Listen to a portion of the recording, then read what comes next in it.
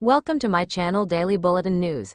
After nearly getting caught, EJ realizes how useful Arnold is, plus Sarah makes a dangerous decision. On today's Days of Our Lives, we pick up from yesterday, as Jada demands to know where Rafe is, as EJ stonewalls her. Just as he's about to usher her out, though, Arnold pops up through the secret door. What the hell is going on here? Jada demands. She starts peppering Rafe and EJ with questions, wanting to know what's going on and what this supposed undercover mission is. Arnold just shrugs a bit, then decides to start spinning a yarn for Jada. EJ jumps in to say, Rafe has been working for him, tracking down Sloane Peterson to pay for what she'd done. Jada's surprised that he doesn't just let it die, since he wasn't even the one truly hurt. EJ snaps that he's got free time and Sloane made a fool of him, so she needs to pay, and he hired Rafe to find her. Rafe says he wanted to tell her, but EJ made him promise not to say anything. Jada doesn't buy it and turns to ask EJ if he was trying to make Rafe do something illegal. No, Rafe says he just needs to prove himself to Steve and John. Even if they didn't know anything about his job, Jada demands to know where he's been searching for Sloane.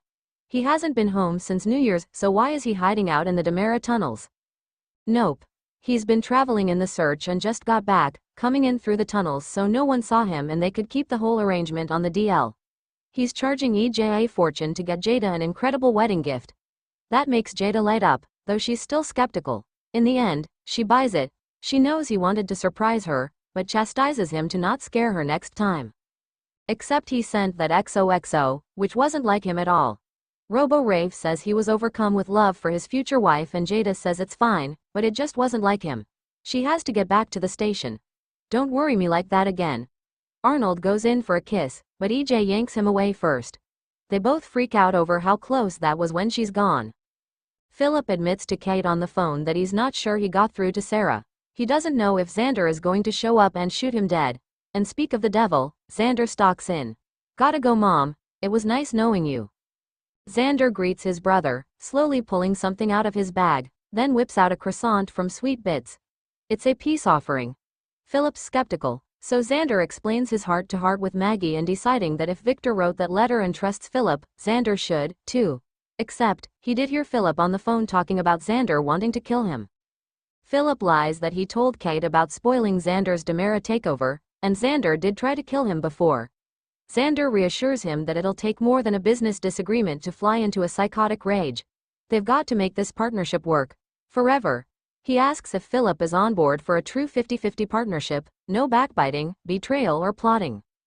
Philip says he's got to come clean first, about an apology on behalf of their father for keeping the truth from Xander and treating him like crap.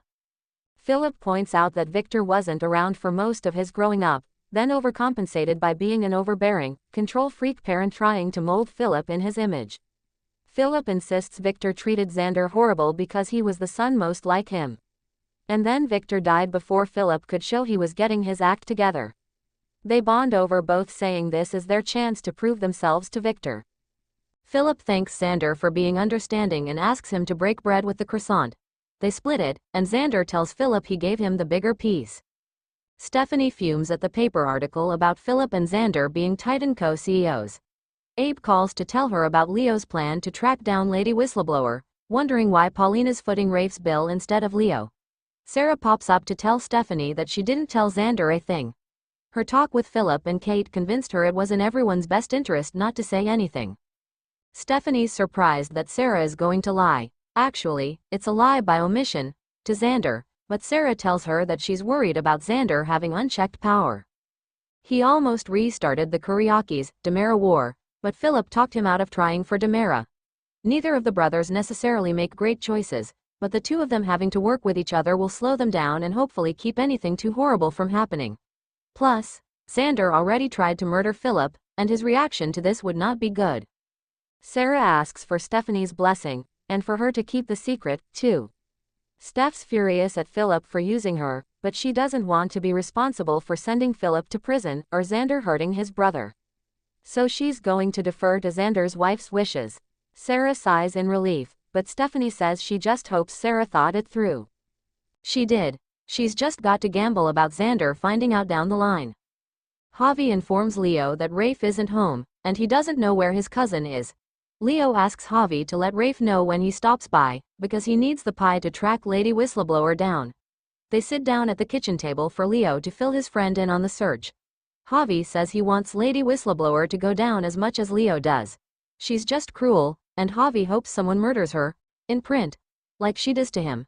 Stay tuned and subscribe the channel.